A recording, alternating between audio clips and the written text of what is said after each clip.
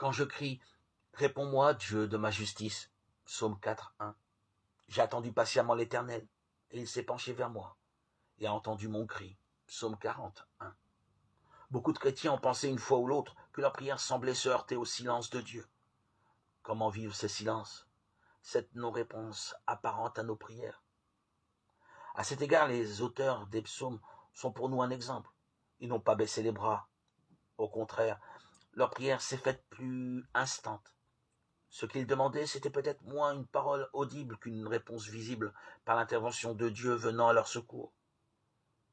Ce silence apparent de Dieu nous apprend à faire la différence entre nos pensées personnelles et celles du Seigneur.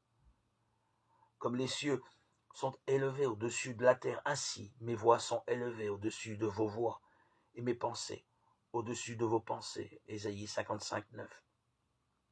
Le silence de Dieu nous conduit à prendre une place plus juste devant lui, dans la confiance pour attendre sa délivrance, sans désespérer, car nous savons qu'il nous aime. Il répondra au bon moment et de la meilleure manière. Cette attente ne devrait pas nous éloigner de sa présence, au contraire. David, auteur de plusieurs psaumes, disait « Au mauvais jour, Dieu me tiendra caché dans le secret de sa tente. Il m'élèvera sur un rocher. » Psaume 27, 5. Dans un autre psaume, Asaph, tourmenté dans son âme, a compris la volonté de Dieu en venant simplement dans sa présence. Psaume 73, 17. Dieu ne restera pas toujours silencieux. Au moment voulu par lui, il répond, il délivre, il sauve.